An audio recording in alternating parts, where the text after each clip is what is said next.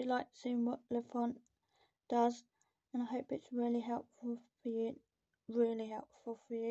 I'm going to explain a bit about LaFont and its features, and one of my favourite features is how it goes around the edge and picks up all the dirt. And another bit of LaFont is my favourite, is how it's really good for disabled people who find it really hard to hoover. And I'm going to explain a bit about the app. Before you use Alexa, you have to download Eye of the Robot.